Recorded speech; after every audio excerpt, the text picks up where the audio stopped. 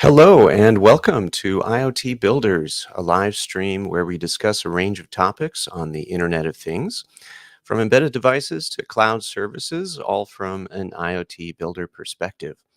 Today is January 25th, and this is episode 14 of our weekly live stream.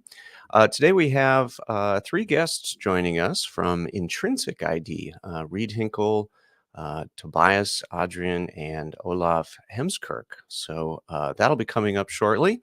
They're going to discuss IoT security and puff technology. So that'll be really interesting.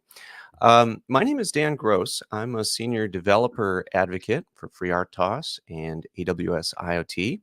And as usual, I am joined by my colleagues and co-hosts, Alina, Syed, and Nenad.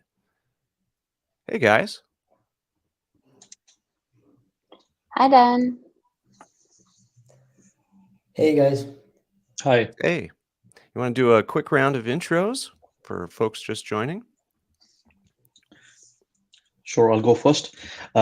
Just like yourself, Dan, I'm a senior developer advocate within AWS IoT service team, and glad to be here, joined by our guests over here. Awesome. Yeah, so as we are from the same team, I'm also a senior developer advocate for AWS IoT. Yeah, and pleasure to join this in new year now. That's right. Hi, I'm Alina. I'm also a senior developer advocate, also for AWS IoT, and I'm working a lot more on consumer and connectivity services such as core device management, device defender. Really happy to be here and looking forward to this topic we have today. Great, great. Yeah, as Nenad mentioned, this is our first episode in 2023 after a hiatus of a few weeks.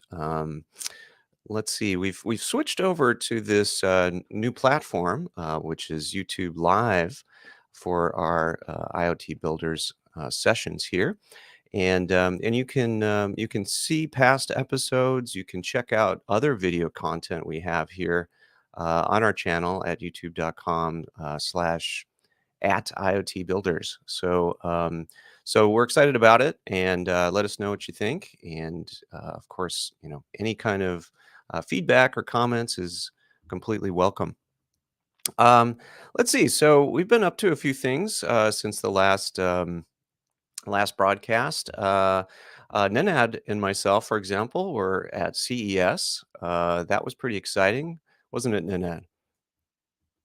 Yeah, it was really interesting. Meeting people. Again, we were in the automotive grade Linux booth, and yeah, we were showing the demonstrator. So yeah, it was really interesting. Cool. Yeah, I enjoyed it. It was good to talk about FleetWise and all the other really great stuff going on with AWS IoT around automotive. Okay, so kicking off the new year, we have some events coming up. Alina, I understand you're giving a talk coming up shortly. It's not really shortly. It's in April, in the mid-April, 14th to 17th of April, and it is for the Node Congress in Berlin, which is, I think, quite an exciting conference, very much focused on the Node.js developer community.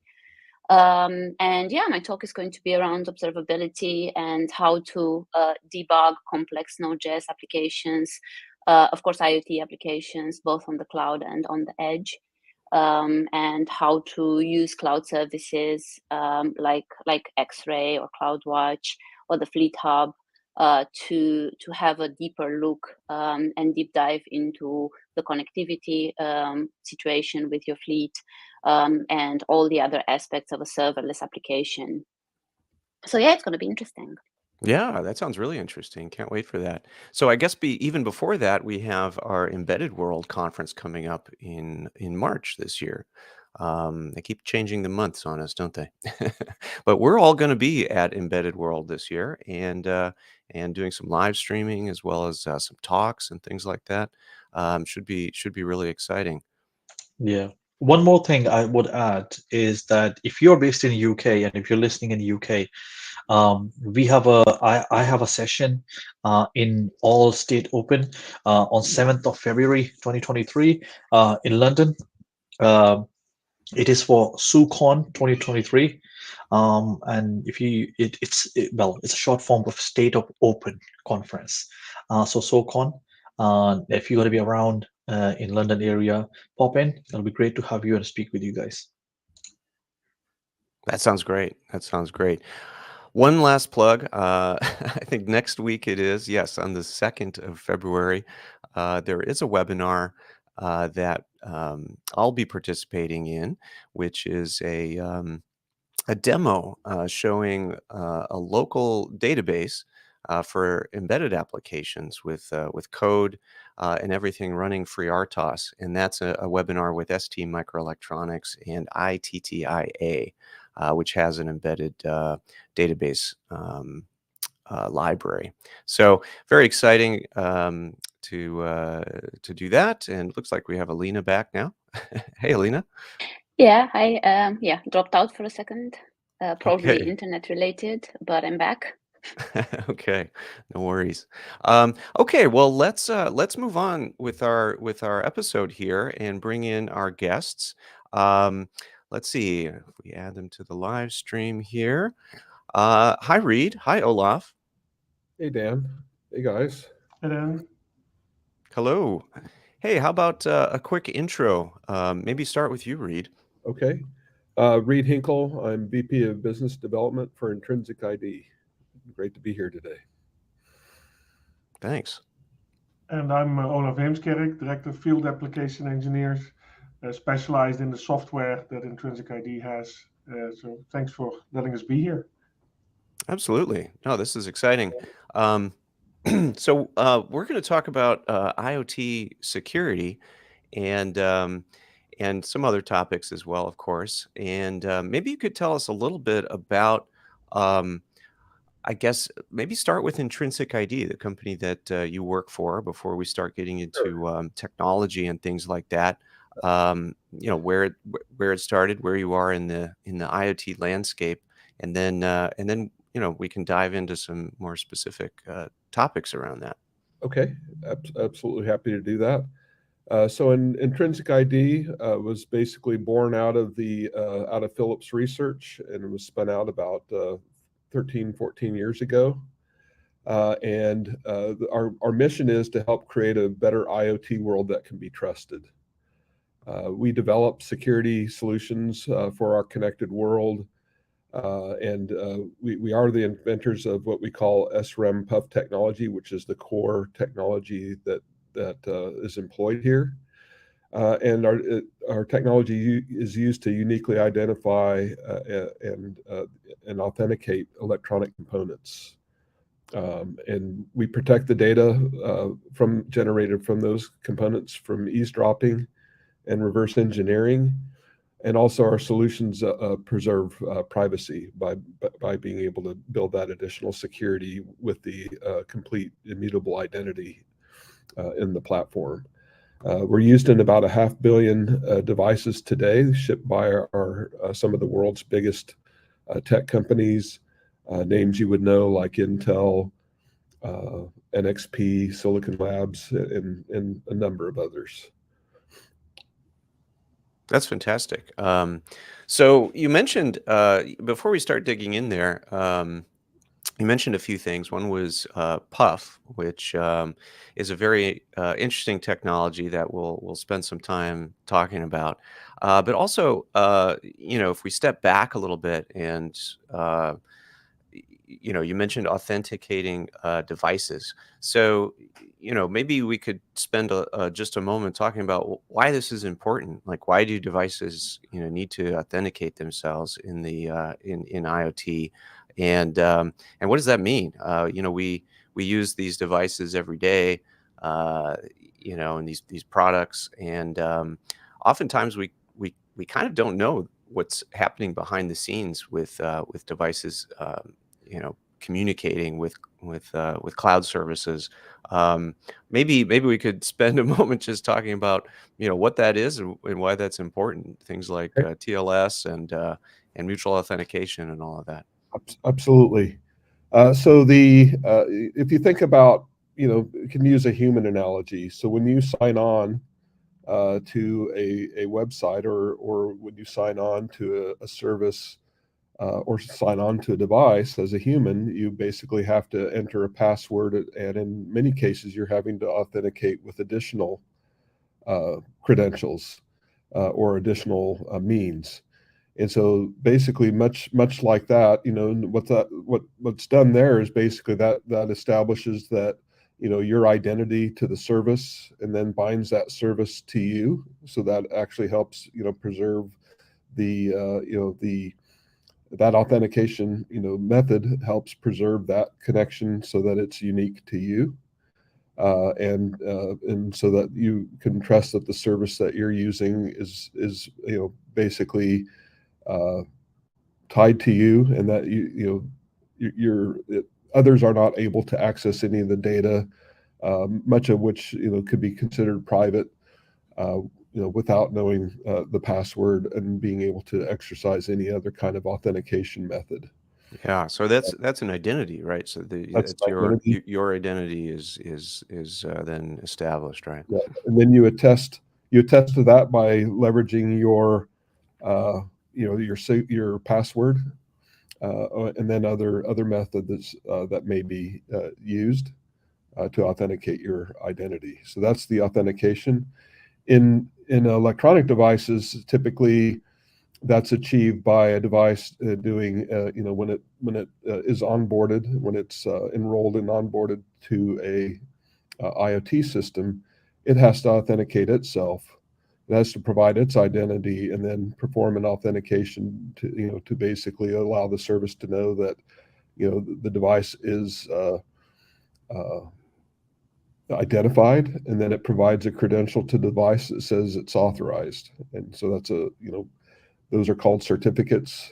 In some cases, there are also other methods called tokens.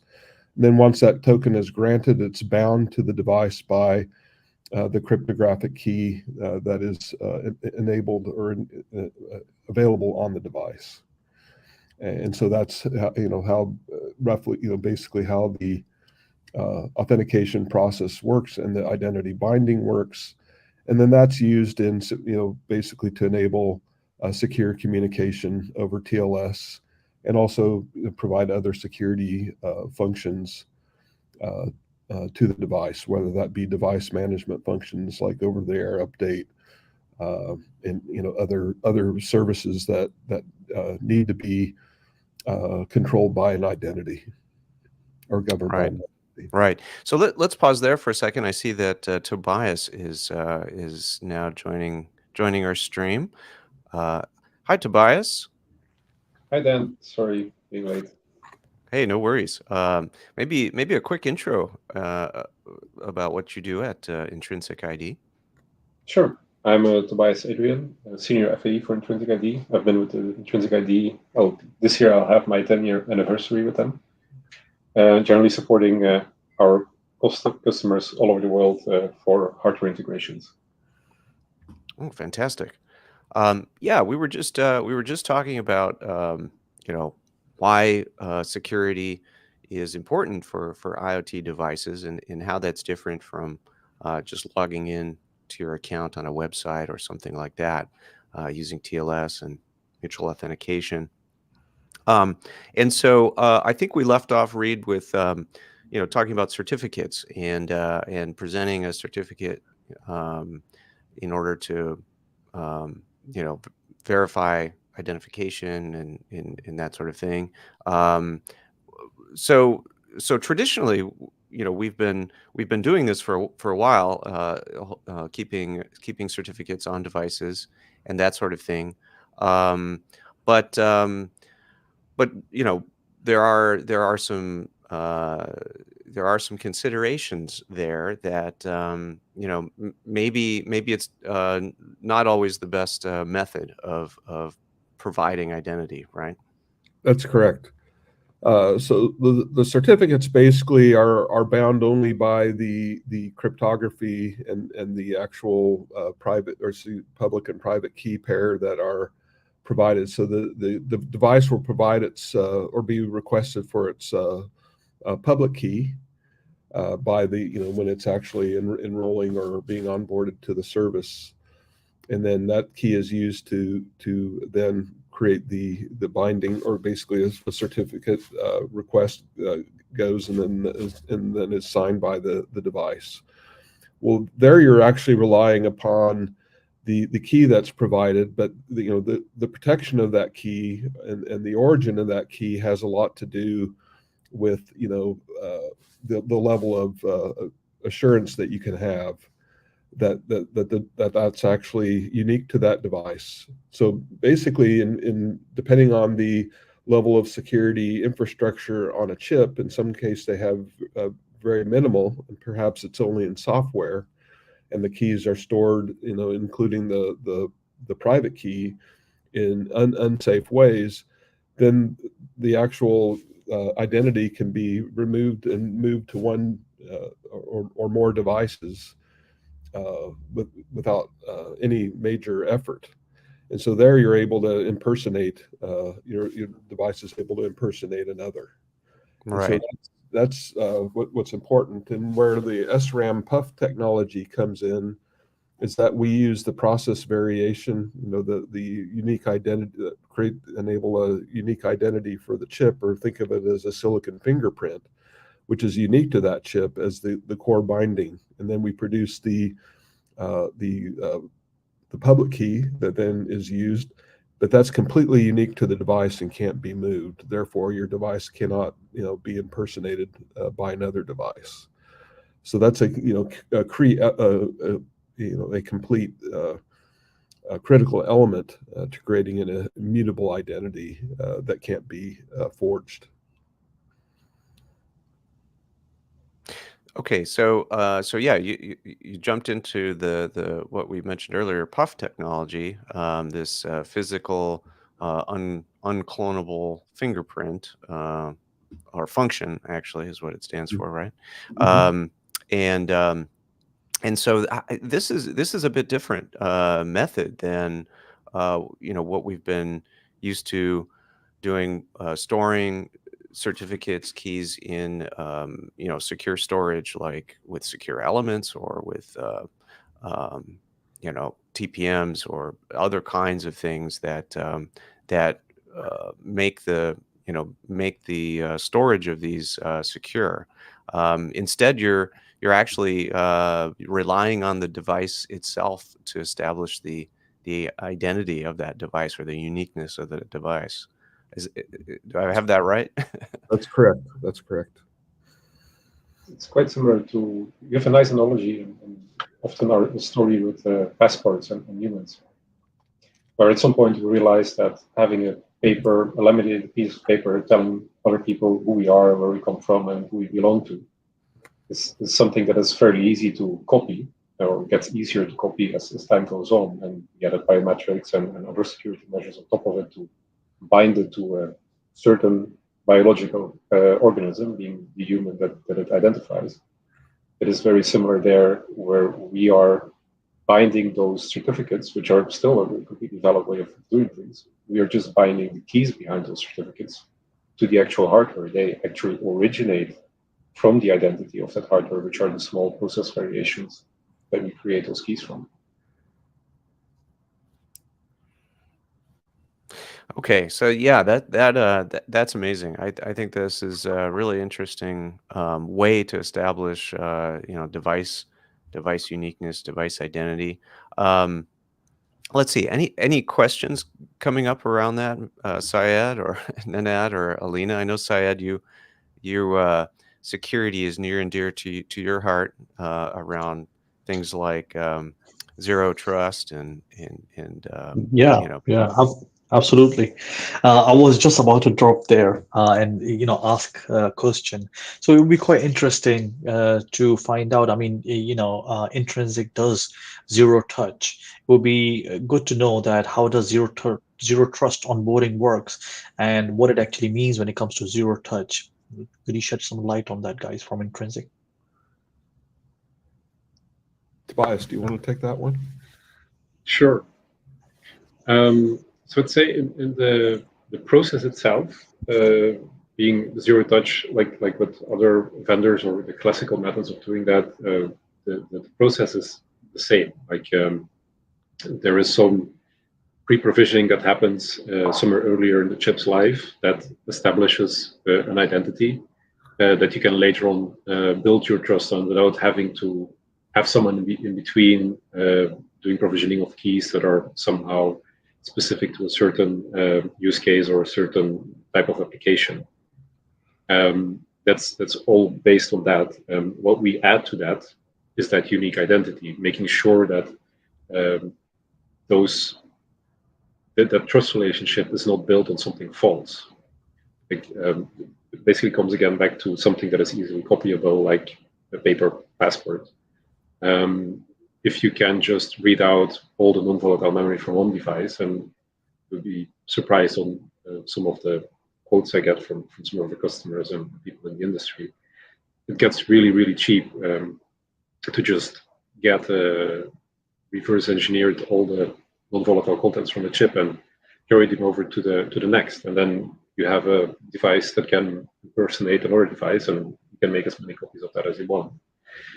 When you're using PUF, because you're basing everything on the identity of the device itself, and anything that is stored on the device is bound to that identity, to that physical device, it is not transferable. Like, you can transfer the whole software, all the binaries that are stored in there, maybe encrypted keys and things like that.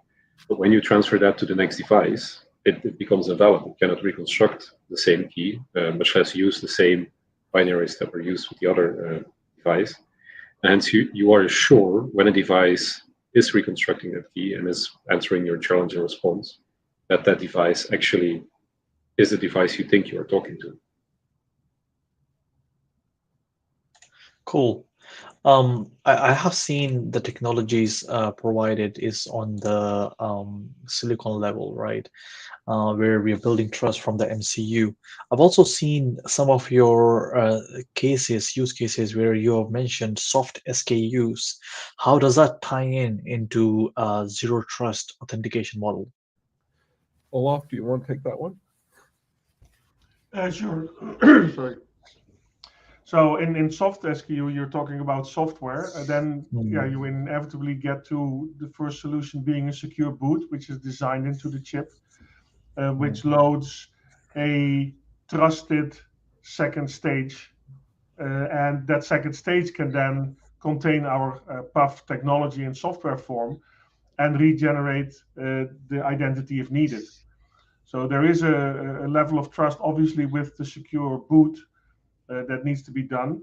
But still, the identity is created directly from the chip itself. So there's no external input giving it keys or an identity. It's always derived from the hardware itself. It's just that in this case, you need some small extra step, namely the secure boot, to make that a secure solution. So am I right interpreting this saying that you basically will create the hash at the boot time and you will store that in a secure key vault, whether it's a no. So our technology recreates the identity and the keys belonging to that identity, and it's recreated anytime the application needs it, or you can the lifetime of the keys is determined by the designer of the system. It can be short-lived, it can be long-lived. You can recreate the keys on request, use them, and then actually delete them from memory. The other part that is really nice about this technology is also that when the chip is at rest, there are no keys. There's absolutely no storage required for the identity itself. So where does it go? Where are you holding this in a secure boot layer? Well, in a secure boot layer, normally you would just call our code, and then in a secure part of memory, you would keep the identity and the keys. I think relating to that soft SKU question, because we are deriving the identity of the device from the actual physical properties of that device, you can establish trust based on that, and knowing that the device is genuine and is coming from a reputable source and is not being messed with. And hence you don't have to necessarily pre-provision devices for certain customers. So the soft SKU mainly relates to a lot of advantages in inventory management, where a big chip manufacturer might, or OEM, might have devices that are predestined to go to one or the other cloud provider or certain applications for bigger customers, and they have to keep stock of all of these variations of the product, basically. And if that customer then decides we need less of these, that's a problem, because then you're stuck with the inventory. But even if they need more, which in itself would be good because they can sell more, they have to specifically build those products, which again might be trouble in the chain. Right. Yeah. So that's quite neat, because obviously you're creating the hash based on the unique identity of the hardware. So obviously it's not clonable. So in terms of just switching up, and probably would be my last question, is I saw on your product page, some of your products are NIST certified. Would this be the hardware side or the software SKU side? Which side would we be looking at, or is it all of them? Both. Oh, that's great. Yeah, that's great. Thanks. So actually a very interesting, somewhat new addition to it, new in terms of the complete life of Intrinsic ID. We even provide a random number generator that is based on the hardware properties again of the SRAM, that can be applied to devices just via software. So you have some customers that got into a bind where they had a random number generator that just did not want to pass certification. The random number generator in the hardware was not strong enough or did not support the right features. And just via a software update with that NIST certifiable random number generator, they were able to pass, or they are now able to pass that certification. Nice. That's nice. I mean, yeah, and NIST certifications are very, very tight, and they're military grade. So I understand that is definitely. One last question came out of the point you just mentioned. So in terms of, obviously you mentioned that because you're hashing the key based on the hardware. So if the device, maybe it's a use case which I have seen with some of my customers, where the device get resetted and the key hash mapping would be based on the same identity of the device marker. And just for the certifying, let's say if a customer says, okay, we want to basically make sure the previous key needs to have TTL, let's say, 7 days after that, after the registration authentication, we want to recreate it. Do you have options for users to hash it based on any key or plus their own unique identifiers? How does that work in that case?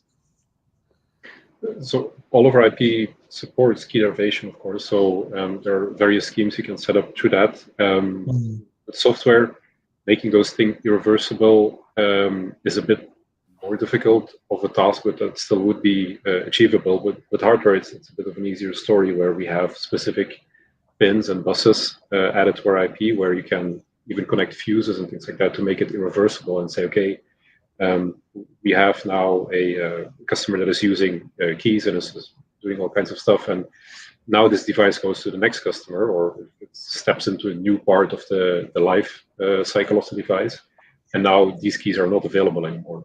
So it doesn't even need to be like reprovisioned or anything like that. You can invalidate keys as part of the lifetime. And of course, in the end, devices are wipeable. So there is something that we store with devices, which is what we call the activation code. And that is basically your way of maintaining that identity. It's completely public information, but it is something that gives you the way back to that identity. If you would remove that as part of the lifecycle management, you're again presented with a completely virgin device that has no identity and can be provisioned again as something that is new out of the box, basically. Right. So the keys are effectively entropy-based keys, from what I'm hearing. Exactly. Yeah. So while the identity is something that kind of would be transferable, that the general fingerprint of the device doesn't change, there is, because this is a physical measurement, there is differences in the end. And that is something that we make good use of, partly in, for instance, that software random number generator. But that same principle is also used, of course, for the internal keys and the identity that we establish upon enrollment.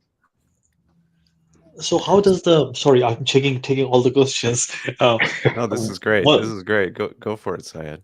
One last question. When we talked about that these are entropy-based keys, and I'm assuming that obviously there's a layered protection against the countermeasures, right? Are you able to maybe talk about, when we're talking about the layered protection, what type of and what depth of layer we're going into when we're talking about these? Yeah, so it varies a bit when you're comparing between hardware and software on what you can do there and what we can do. But the nice thing is, of course, that with direct access to these SRAM responses and that fingerprint, we can actually use those the noisier bits and the less stable bits to derive a strong entropy from, like with the random number generator, and build these into the countermeasures, like just dummy cycle insertions or masking that is done during several operations for attack mitigation. That is something that we can very easily implement and do implement in our products.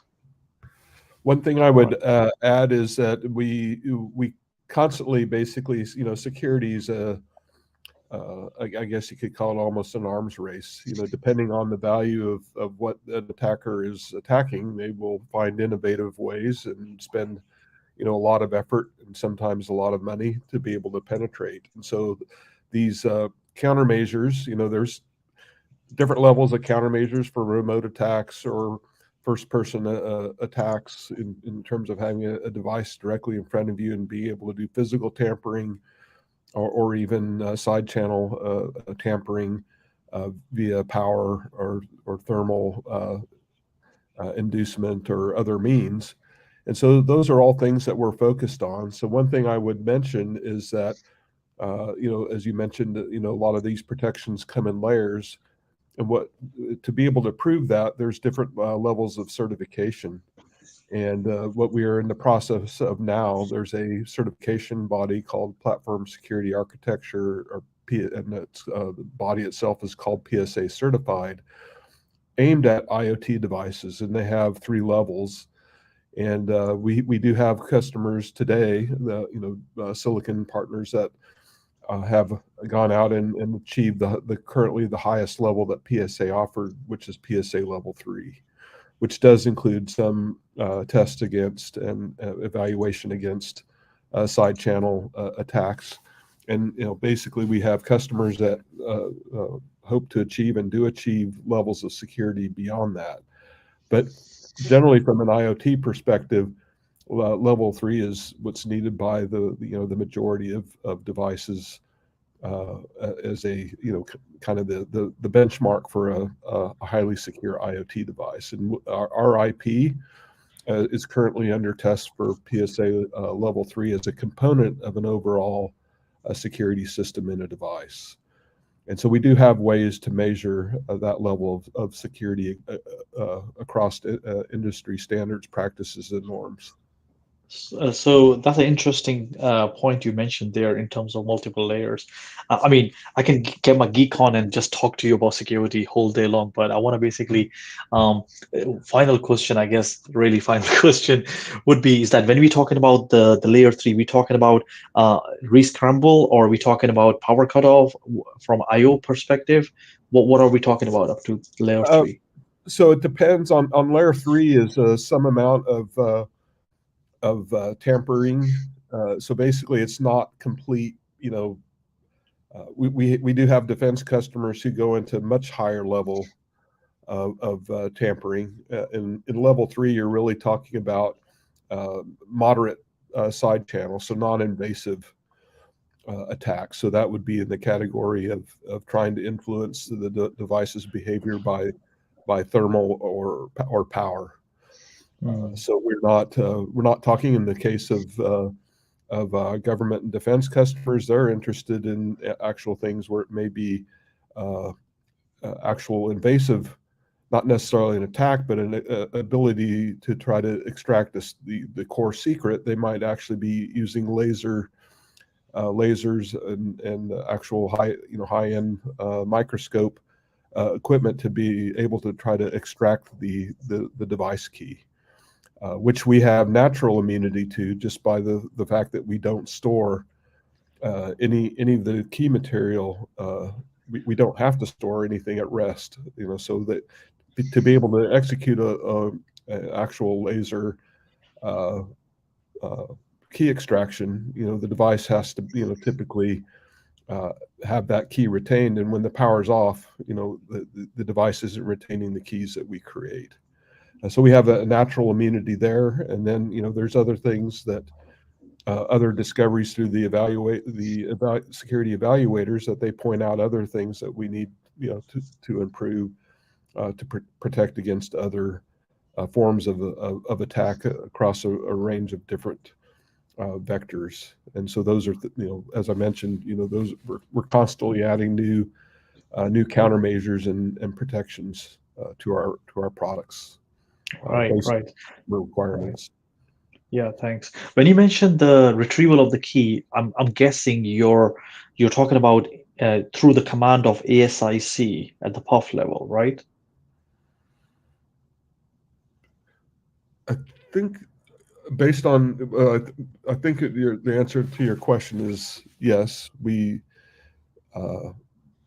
the entire SRAM PUF tech, from how our product derives that is basically we're completely a digital function, so we can be. That's why we're portable across almost any. Well, to date, any process technology or foundry that builds a chip.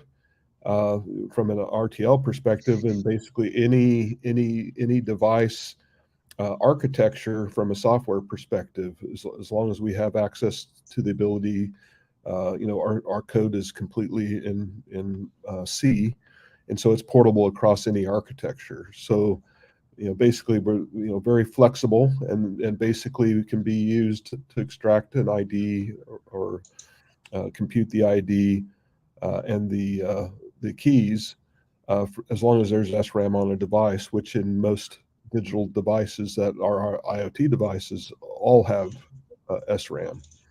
So it makes us very universal. And then I think really what it comes down to is the degree of protection, for the actual functionality that we provide, and for the storage of any of the secrets that need to be stored. That's really where the layers of protection are assessed. Perfect.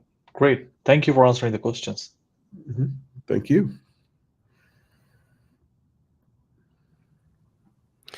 Yeah, that's really neat.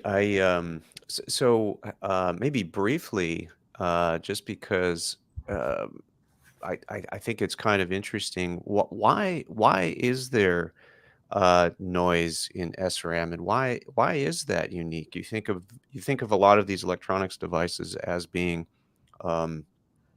just cookie cutter type devices that are just copies of each other, but they do have inherent uniqueness. Why is that? Just maybe briefly. I mean, without going into too many details. Tobias, What is unique about SRAM? Tobias, do you want to explain that? Sure. Yeah, I think we all like to think about digital circuits and chips as very high precision, to the highest extreme, all the same devices. But in fact, they are still being produced in a process that just draws them basically on a part of silicon and has a bunch of physical processes that achieve that. Meaning that the actual transistors on the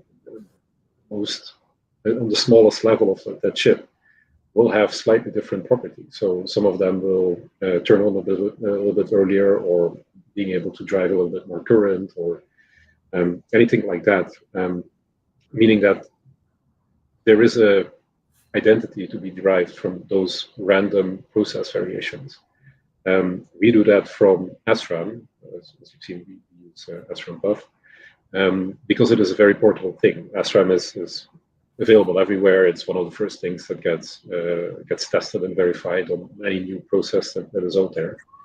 And it is an inherently symmetric and inherently balanced circuit that is specifically drawn or designed to be that symmetric.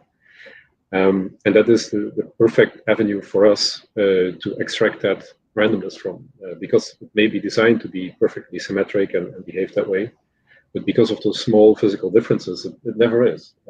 Some cells might prefer to start up as a 1, some might prefer to start up as a 0, and most of them will have a persistent preference. So whenever you power them up, whatever time of day or temperature or whatever environmental circumstances you're doing this in, they will always start up as the same value. And there is a small subset of those that will be somewhere in between.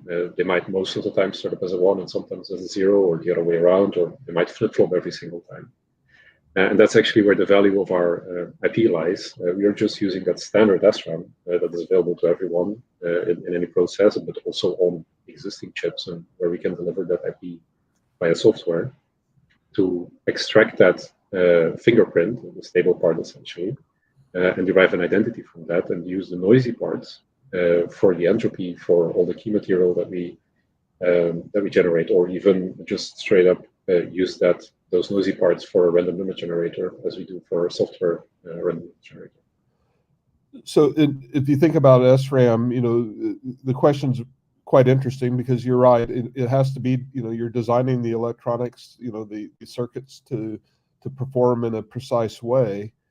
But the physical properties can be different and within certain boundaries, or those boundaries can be corrected. So basically, you can refresh the memory, set the memory SRAM field, to a the value that you want it at the when you start up and prepare it for use. So we use uninitialized. So we don't initialize that for use in the main use of for SRAM for the device. We leave it in an uninitialized state so that we can extract that information. So basically, that initialization and cleanup process is what enables the circuit to the circuitry to work in the manner that it was intended.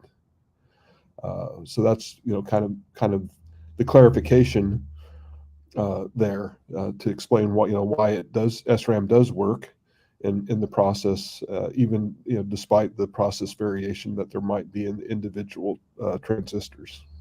Yeah, that's so cool. It's like forensics in police police investigations, looking for bullets matching gun barrels or fingerprints or things like that, right? Mm-hmm. Yep.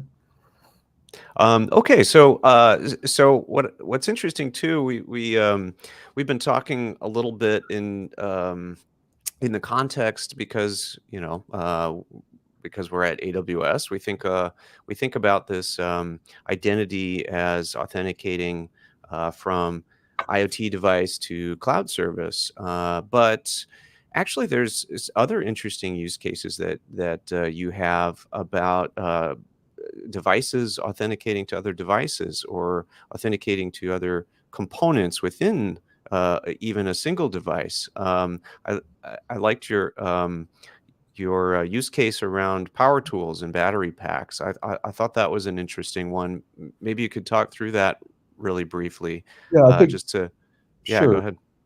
Yeah, so I think that there we're looking at the authenticity. So basically, that's kind of in the category of IP protection or brand protection. So basically, if you're thinking about companies like HP that are building printers and printer ink, their cartridges actually have a technology for being able to identify themselves as being genuine.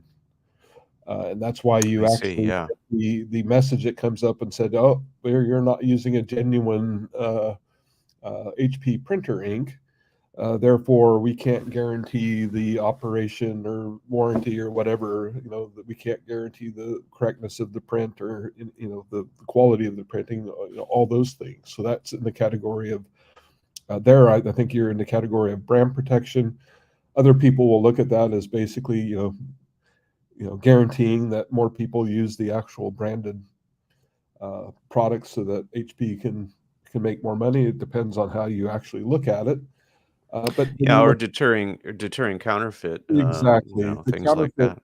Yeah, the counterfeiting is actually quite important. So that's one way to think about it in the brand protection. But there's also in the identity of products and the assurance that the product is authentic and from the manufacturer, where it does count. So if you look at sensors that go into an autonomous system, for example, an autonomous vehicle, I think we're going to be facing the fact that you're not going to be able to get and install sensors that are not either genuine or approved components for the vehicle, because they are depending on certain tolerances and certain microcode that actually controls the output of the sensors or the inputs of the actuators in a system. And if they can't be relied upon to be what was precisely designed for the vehicle and the operation of the autonomous system in the vehicle, then the system can fail, and no one wants that to happen. And so that's where the precise identity and the ability to prove the authenticity of a device becomes critical.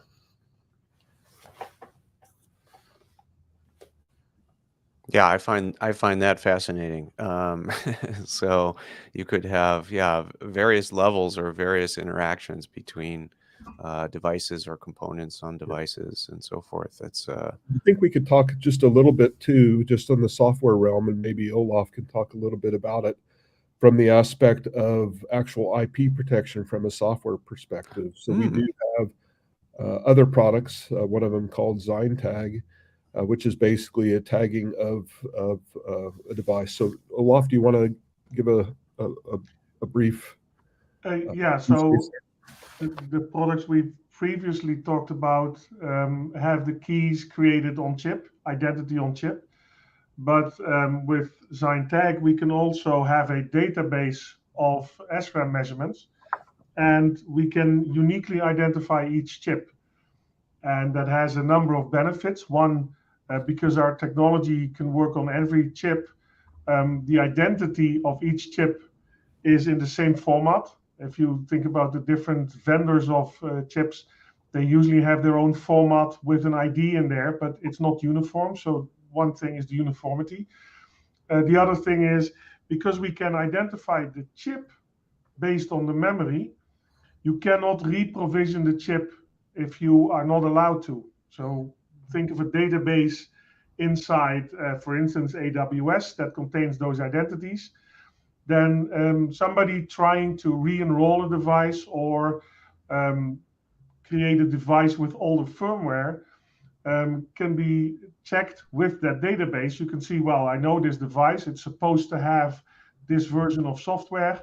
Somebody's trying to provision it again, which is not allowed, or it is allowed, but you can make checks on that. So the identity of the chip is not used for keys and secrets in that sense, but really as an identity. So you can make sure that indeed chips are not provisioned against policy. You can verify the software on it running, make sure that it's indeed a chip that is allowed to communicate with your cloud and provide the data that is required for it to send. And because it's a software solution, and as Reed said, most MCUs, or if not all, have SRAM, it's a really easy way of adding a uniform identity to any chip from any vendor.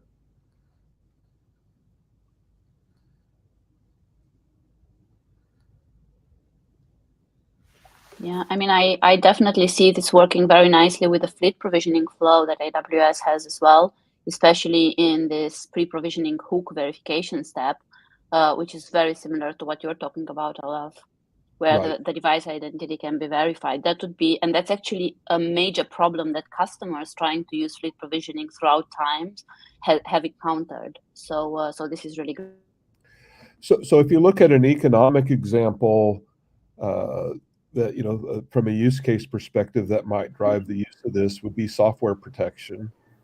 So basically, you can basically when a software license is installed to a device, or a service is enabled to a device, and it's supposed to be unique to that device and not used by any other, then you can actually leverage this technology. So either on the online, permanently online case, or in a case where you're authorizing software to be installed, during that installation process, it can check, basically store that license, and combined with the actual identity of the puff identity of the device. And then if that same, through the install process, somebody's trying to load another one and it's already been loaded on that device, then it knows, to protect against that. And so that's a case where you might be providing an incentive for someone to install your software, and you don't want them to continue to reap the benefits when installing to the same device over and over again. So that's, there's multiple different use cases for leveraging, the identity, for preserving the economic benefit that you expect for use of your software or service. Yeah. One thing, I mean, we pointed out briefly is that we had customers that basically wanted to bump up their security for the greenfield devices, something that's going to be produced right now. But then they realized that the cost of actually adding like a secure element is too high and it will go over their budget. This would be a great solution for that kind of scenarios, right? Where you Absolutely, we can provide what's effectively a virtual secure element on chip without having to add an external component. And adding to what you said, sometimes adding it's impractical when you've already designed a board or device that doesn't have the secure element. It's impractical to add it, even from devices before you ship them again.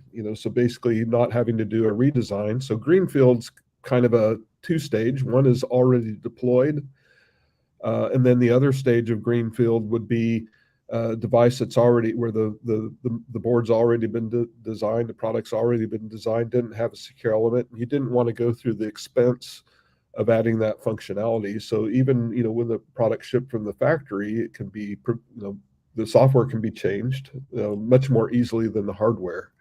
And so there's a way to be able to do that, and it enables customers to continue to use and leverage the products that are already designed, yet add on this additional layer of security, leveraging the SRAM puff technology. that's pretty cool. I guess if we still have time, my follow-up question on this was like what you mentioned there is that from the user space perspective, like once you would need to go and generate like a private key and the CSR and all that stuff. The TPM, there are additional abstraction layers like APIs like PKCS11 and all that stuff, and you can use OpenSSL to generate all of those. I'm wondering, like from that perspective, does this technology supports OpenSSL and Yeah, and I'll have Olaf go into basically, but we do reference integrations with basically all the most popular. Olaf, do you want to? Yeah, so we usually with the delivery, we also have the examples. How do you use it with Mbed TLS, Wolf SSL, OpenSSL? So you can integrate with those stacks. Having said that, we do have some software already implemented that creates a CSR in PKCS format, and I forgot, I think it's PKCS 10. But that's easily converted to something that any CA could use. So we already have quite a bit inside our code with the API that we have. But as I said, we can easily add to any of the TLS stacks that exist. And for the most common ones, we already have examples on how to do this. Yeah, and specific to PKCS 11, for example, we're continuing to do adaptation to the PSA APIs, which then have been directly mapped or basically a shim layer for PKCS 11 developed. So actually adapting the API adaptation layers are quite easy to do. Don't take a whole lot of code, and our APIs are very flexible and adaptable to the actual use case for APIs in the higher level software. Nice. Okay, well, we're rapidly approaching the top of the hour. Time flies when you have an interesting topic. Maybe we should just recap here, and unless there's any sort of last minute questions or comments, or anyone has something they want to bring up briefly. I would just encourage anyone who's interested in learning more about the technology. There's a couple of different methods. Obviously our website is going to be full, so www.intrinsic-id.com. So that's a way to access a lot of the information in more detail that we've discussed today. We will have a booth at Embedded World, and so we will have some example implementations of our technology, and we look forward to actually being able to show tighter integration with AWS, moving forward for the AWS IoT and the various different valuable services that are offered. So there's just follow our page. We also have a page of general interest, or a website with general interest called Puff Cafe. I believe the address is Puff Cafe, so PUF Cafe CAFE.com. And so that's an additional way to find more general information, not specific to Intrinsic ID technology, about Puff technology, a number of webinars and different things that have been connected or conducted that we'll go over in some of the topics in more detail that we've discussed today. Oh, that's really cool. So it's like a Puff community, essentially. That's right. Cool. Well, that's great. Yeah, and if you want to visit us today or tomorrow, we are at the Chiplet Summit in San Jose. And we have a booth there, so anybody in the Silicon Valley area is welcome to join that. Oh, yeah, Chiplet Summit, and that's in San Jose today and tomorrow, you said? Yes. Correct. Oh, fantastic. Okay. Well, very good. Well, I really want to thank you guys for joining from Intrinsic ID, Reed and Olaf and Tobias. It's been a real pleasure having you, and really great conversation. Thanks so much for joining. Thank you, Dan, Sayed, Inad, and Alina. Thank you very much. Thank you for the interesting conversation. Yeah. Thank you. Thank you. Yeah, this was fantastic. Thanks so much. Well, we'll be back next week at the same time on YouTube Live. So until then, take care, and we'll talk to you in a week. Excellent. Thank you.